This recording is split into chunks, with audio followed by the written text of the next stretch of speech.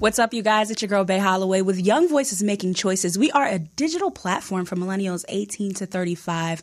We have the news, we have the drama, we have the fashion, and we level up here. So without no need to say anything else, I have all of our wonderful hosts here. Right next to me is our co-host, Zach Jones. I'm a 22-year-old musician from Kingston, Jamaica. I'm in my last semester at USC, and I'll be hosting What's Poppin' with Bay Holloway.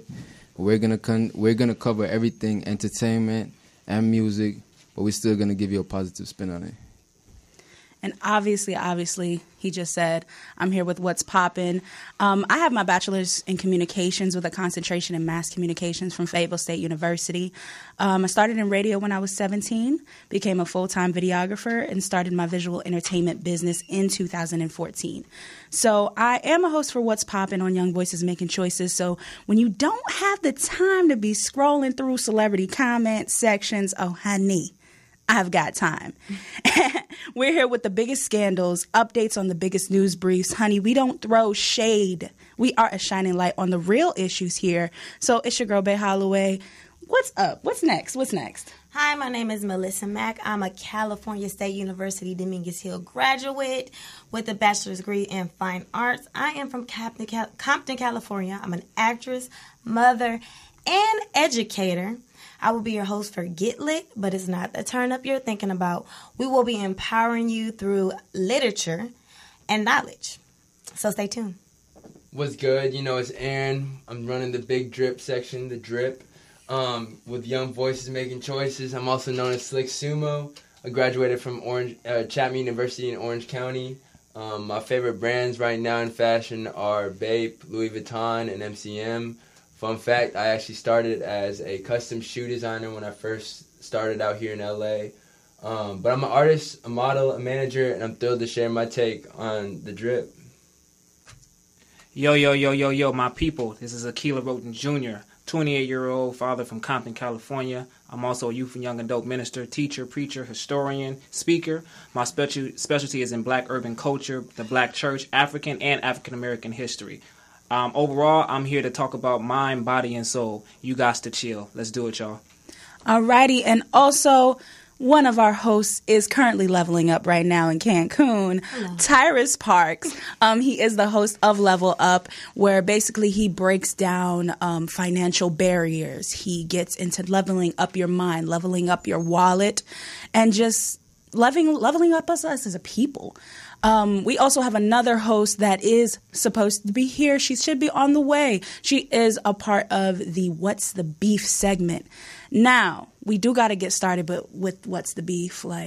Unfortunately, we had a lot of things go on this past week. Rest in peace to Nipsey Hussle. He was a pivotal part of our community. If you guys know about Originally Happened, essentially he was shot and killed in front of his store, the Marathon store. What are you guys' take on everything that happened?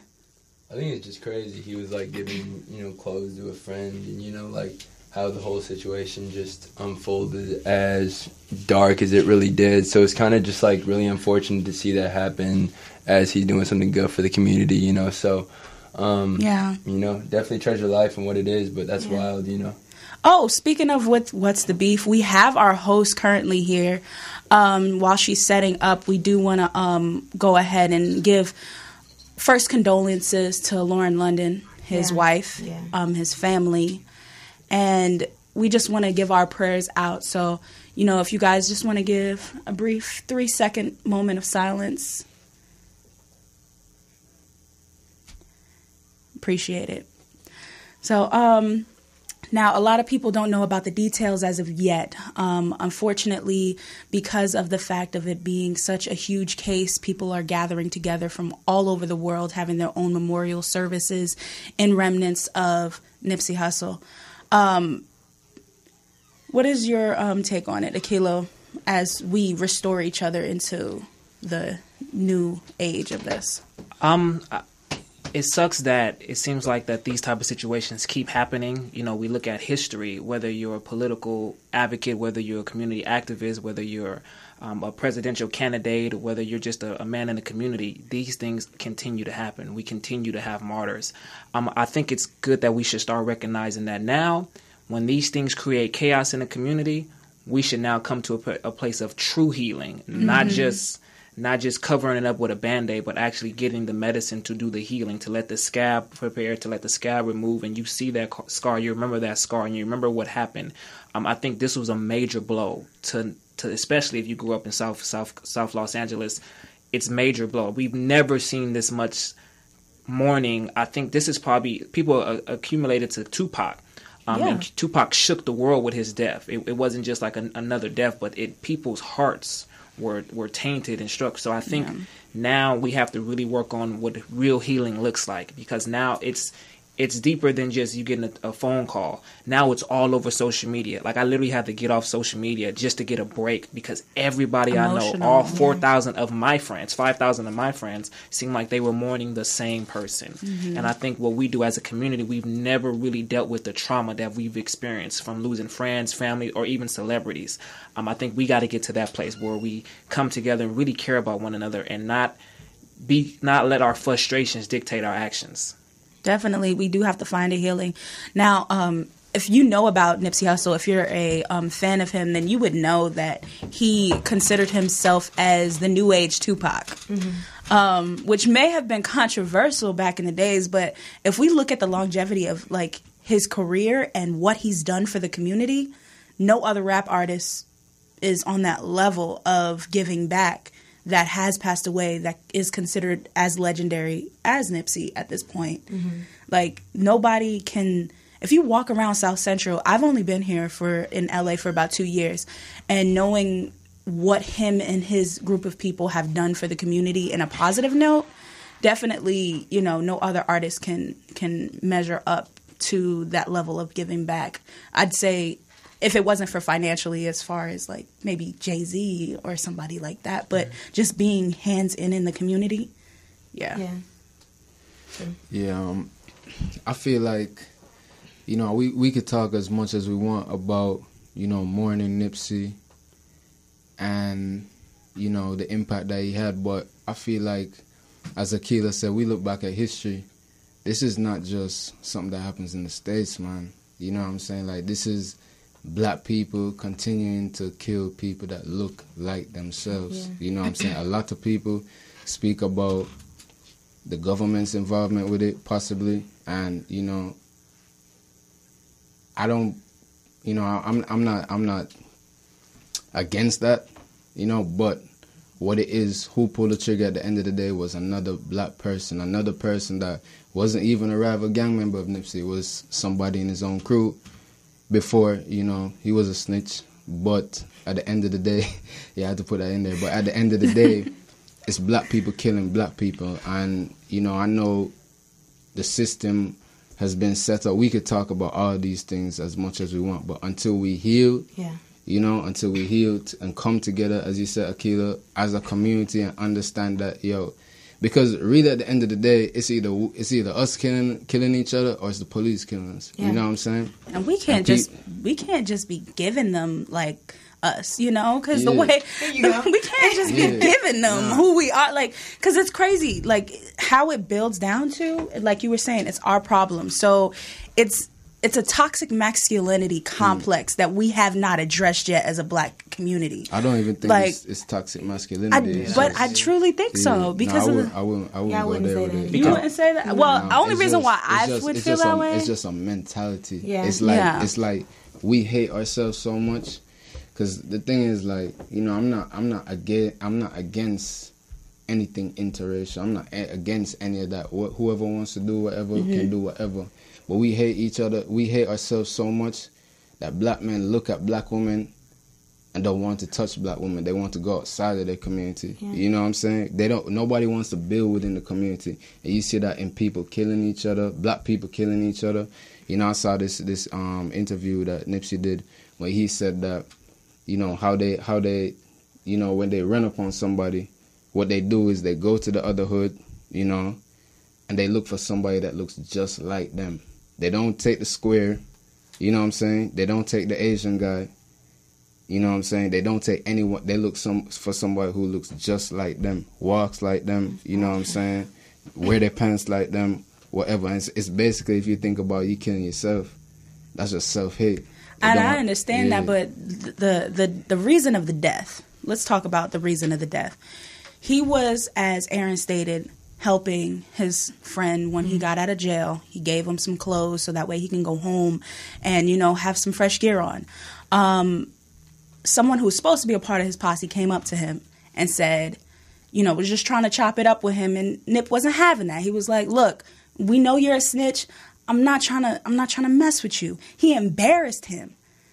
And I feel the toxic masculinity comes in when men feel like, not saying, not trying to single men out here, but this is a male issue. When men feel belittled and demasculated, that embarrassment made him want to go and attack Nip. He didn't think about, I'm killing my fellow black man. He's thinking, you going to embarrass me?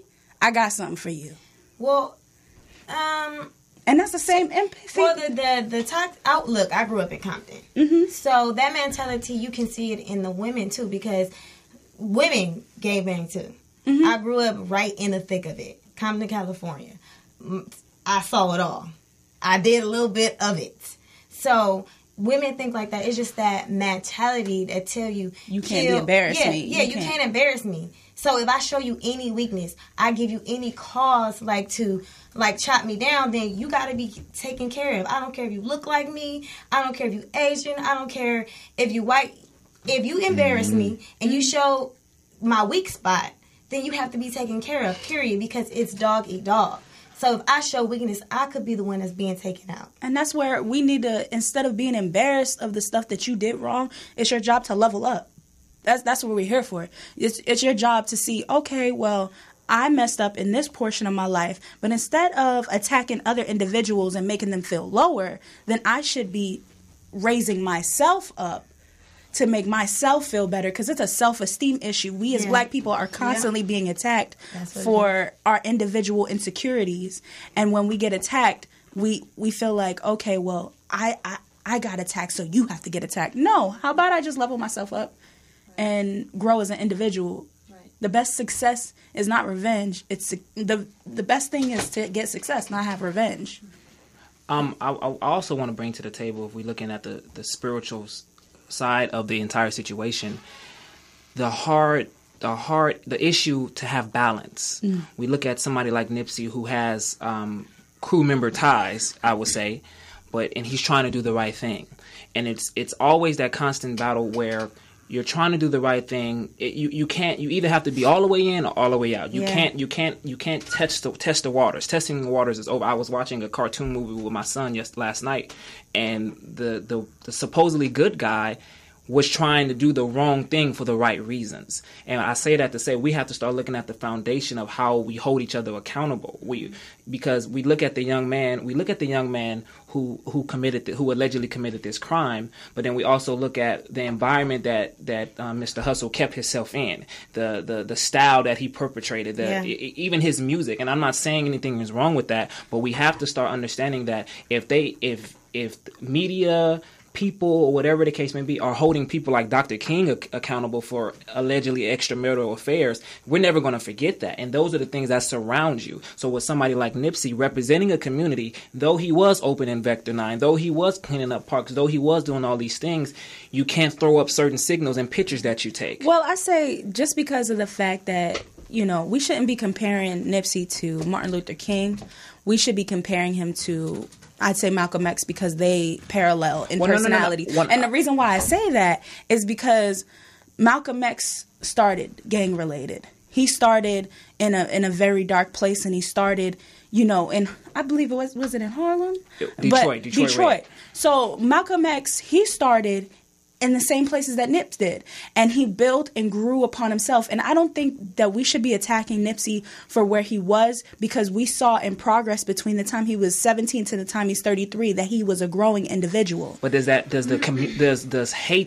untackled hatred, if the community hasn't healed, you can't straddle the fence, no matter how you. But we cannot put on a pedestal. We cannot put. Yeah. Hey, I wanna speak on something real quick. Yeah. I don't think like Nipsey's dead, bro. I don't think we should talk about what anything gang related that Nipsey did in his past. I feel like Nipsey's positive impact, like we black people, bro. Like we like, you know what I'm saying? Like most black people like grew up in the slums, bro. Exactly. Right, but I'm not talking about him Nah, individual. I'm speaking of the community, I'm just saying, how they like, perceive him. No, I'm just saying, like, even whatever he did in his past, bro, like, there's a lot of people out there that grew up in, like, better positions than Nipsey, like, just starting off with, Yes, sir. you know what I'm saying?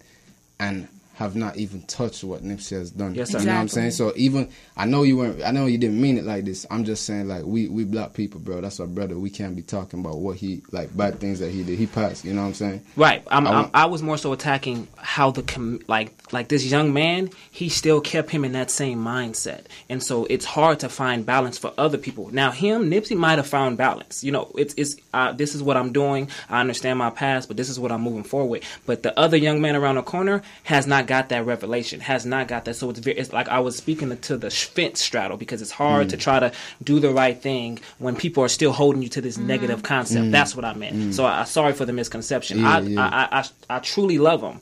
I'm just speaking on the individuals who have not healed, because we haven't tackled certain issues. We it's not even toxic, Yes. but the mentality you spoke of. Because That's what I'm talking allegedly, about. there is word around that the alleged killer, that there are family members that have been shot and killed. Now, this is just all hearsay, but obviously with what's popping, we do have to, kind of bring to light this thing when it comes to retaliation. There's about 6 family members, from what I heard, that have been affected by this situation, that have been killed. But we're not going to speak on the facts until we know these facts. We just have to know about, the concept of retaliation, and knowing that in the end, no one wins. Amen. No one wins in this. It's black people against black people again. I'm sorry, I'd like to add in, I don't know if this moves, It moves. but piggybacking on what both you gentlemen had said, where it's kind of hard to do the right thing, especially when people are still tying you to your past. And he started out 17 years old to 33, right? And no matter how much good you do, and he did a lot of good. Yeah. I'm not bashing him in any way, because we want to look at the positive more than the negative, because he did more positive than the negative. But at the end of the day, this message goes out to the young voices out there, to the young people, that if you join a gang early on and you become this successful mogul and you do good things, people will they won't forget about what you did. People don't forget. People won't forget, especially if you're in a gang, whether it's Crips, Bloods, any gang that's global. You can't do that. You can't put yourself in a situation that can potentially kill you in the future. And that's unfortunate. And we want to have our black men think about the decision of, hey, should I join this gang because I'm lonely? Hey, do I want to join this gang because I want to be a part of something bigger? It's not worth it. We can see that right now, that it's not worth it. We don't want you guys to be in a beef to where you can put yourself in a life or death situation, because like I said before, and like how my fellow colleagues said, no matter how much good you do, you can be doing good 50 years from now. There's always that one hater. We always have haters. We can do so much good, but there's always going to be a hater, and it's the sad, unfortunate truth. So before you do something you think that's cool in the moment, think about how it's going to cost you 10 years from now. Right. And because we don't think about the consequences. We just only live in the moment. And it's really unfortunate.